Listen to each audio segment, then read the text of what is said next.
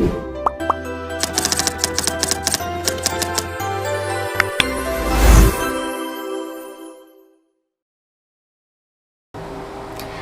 I am Daniel Emilion and I'm from GE4 class code 10956 and I'm a first year medical technology medical laboratory science in University of Mindanao. So in this video, I am going to tackle about a very powerful optimization technique called linear programming. Now, I know it has the word programming in the name, but we're not actually going to be doing any sort of computer programming here. So, in linear programming, there are many applications in business and economics involve a process called optimization in which we are required to find the minimum cost, the maximum profit, or the minimum use of resources. So, a linear programming problem consists of a linear objective function, which is this one right here,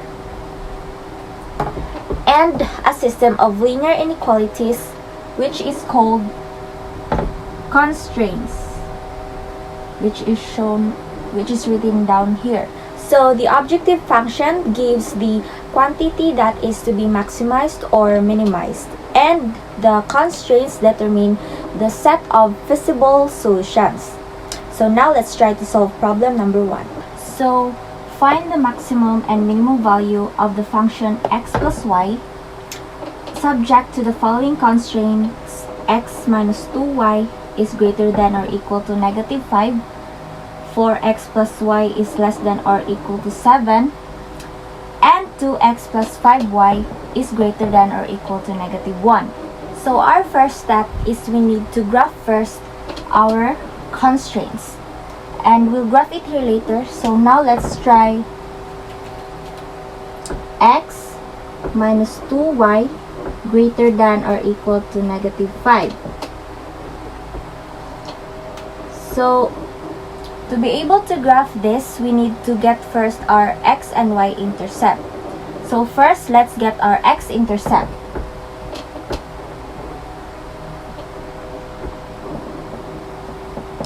So to be able to get our x-intercept, we let y equals to 0. So that is x minus 2 times 0 greater than or equal to negative 5. And we'll cancel it, and that our x-intercept is equals to negative 5, and that is negative 5 comma 0. So that is how we'll get our x-intercept. And now to get our y-intercept,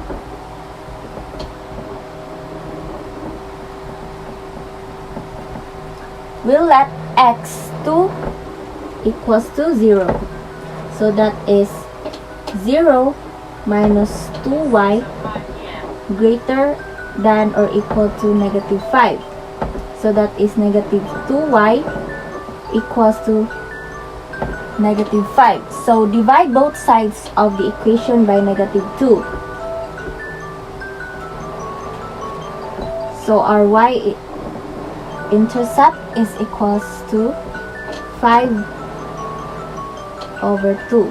So that is 0 comma 5 over 2, and that is how we get our x and y intercept. So after we get our x and y intercept, we also get here our test point, and it is need that we shade this to be able to see its half planes. So it is most likely that our test point is normally we use origin. Okay, so using the origin, we substitute it to our linear inequalities. So that is 0 times 2 times 0 greater than or equal to negative 5. So in this case, we have 0 greater than or equal to negative 5. So this is true. Okay, now let's try to graph it to our Cartesian plane. So since our x-intercept is -5, so we put a point here. And our y-intercept is 5/2 or 2.5, so it is somewhere between 2 and 3. So we put a point here between 2 and 3. And since our symbol is greater than or equal, we use solid lines. So let's try to connect these 2 points.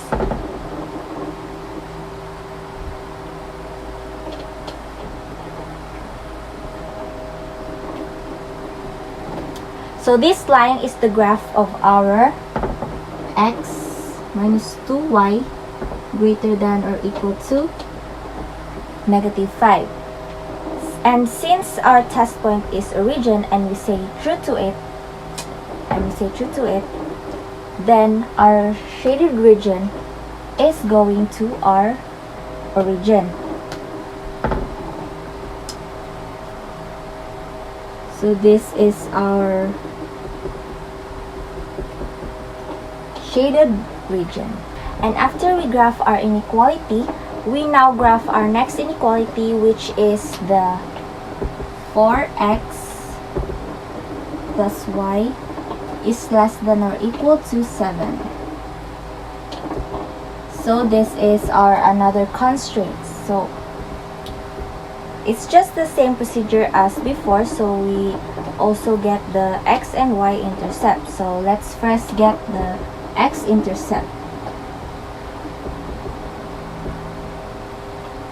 So to get our x-intercept, we let y equals to 0. So we have now 4x plus 0 is less than or equal to 7. So now you have 4x less than or equal to 7, and we divide both sides to 4.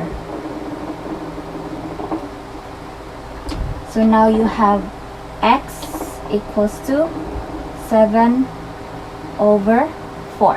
And now your x-intercept is 7/4, 0. So this is your x-intercept. And now for our y-intercept,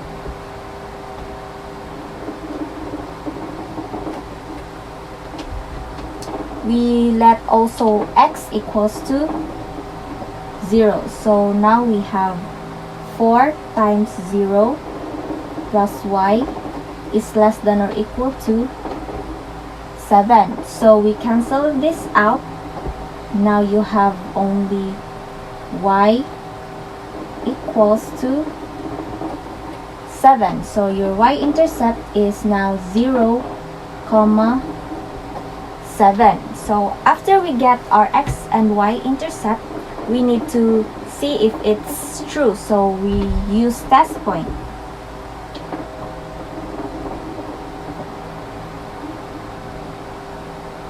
And usually in our test point, we use origins, which is 0, 0. So now we have 4 times 0 plus 0 is less than or equal to 7. You cancel this out, and now you have 0 is less than or equal to 7. So this is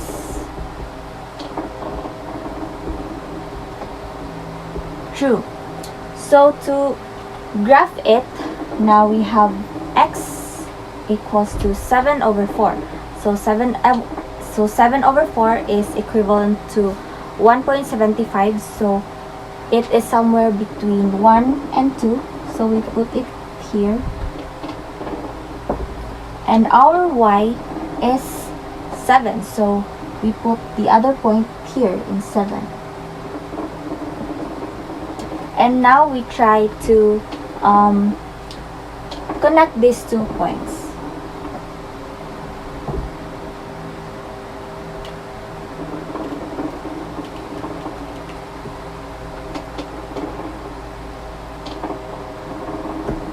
So this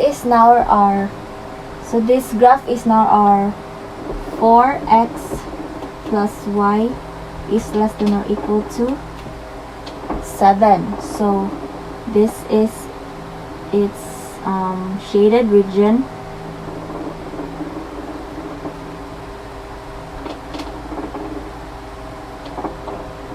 And now we have the graph. So now let's go to the third constraint, which is the 2x plus 5y is greater than or equal to -1. So applying the same procedure, which is to get the x and y intercept. So now let's first get the x intercept. So to get this, we let y equals to 0. So we have 2x plus 5 times 0 greater than or equal to -1. So cancel this out. So we have 2x greater than or equal to -1, dividing both sides to 2. So we have now x equals to -1 over 2. So your x-intercept is -1/2, comma 0. So for your y-intercept, to get this, we also let the x equals to 0. So you have 2 times 0 plus 5y greater than or equal to -1. Cancel this out. You have 5y greater than or equal to -1, dividing both sides to 5. And now you have y equals to -1/5. So your y-intercept is 0, -1/5. And to test this, if this is true, let's go to the test point. So as usual, using the origins, which is 0, 0. So we have 2 times 0 plus 5 times 0 is greater than or equal to -1. So we have 0 greater than or equal to -1. So this is true. So to graph this one, we need to find the x, which is -1/2. So it is equivalent to -0.5. So it is somewhere here between 0 and -1. So we put it here in the middle. And for the y, which is -1/5, so it is equivalent to -1.2. I mean -0.2. So we put it here. And now let's try to connect this.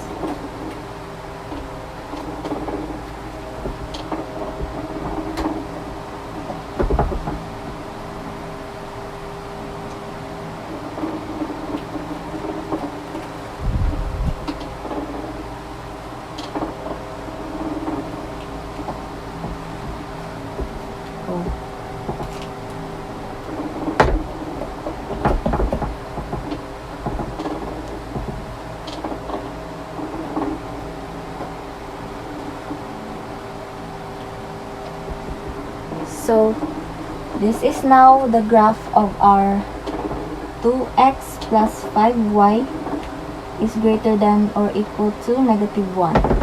So this is its shaded region.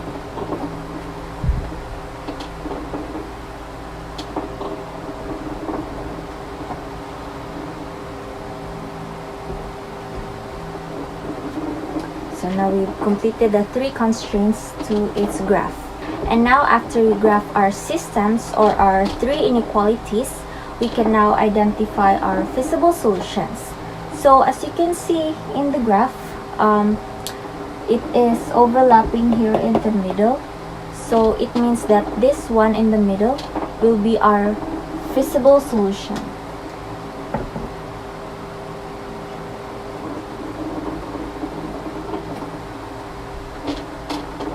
This one in the middle is our feasible solutions. So feasible solutions will satisfy our constraints, and now we can find the maximum and the minimum value of our objective function. So to be able to get that is we will get the critical points of our feasible solution. So the critical points here is its vertices. So as you can see, we have 3 vertices. So the first vertex we have is here. So it is our point A. The other one is here, point B. And the other one is here, point C. So as we can see, the point A is it is matched with the 2 and 3, and our B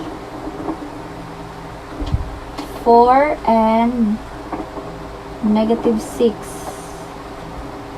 and our C is -2 and 2. So this is how we identify the critical points. So as you can see, we have 3 critical points, which are point A,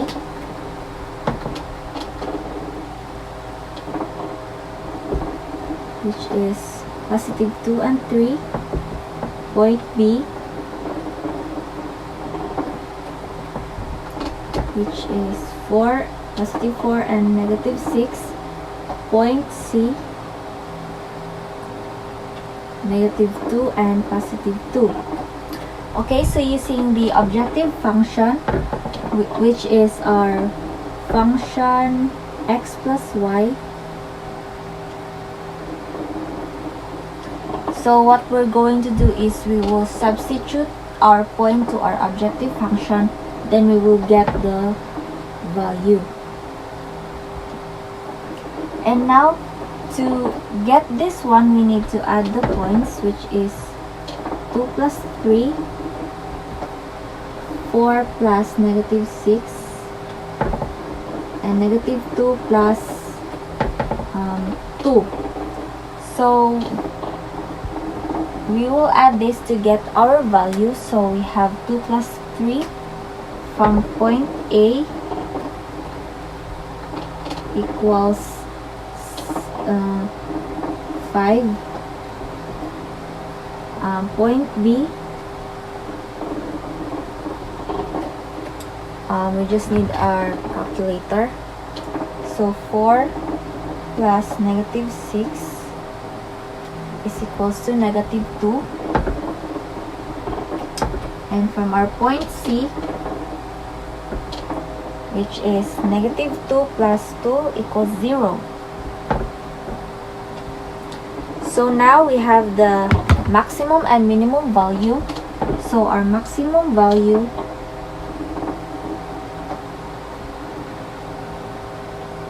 is 5 from point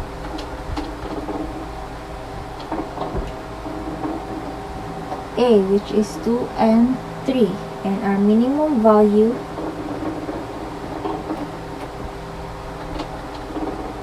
is 0, which is from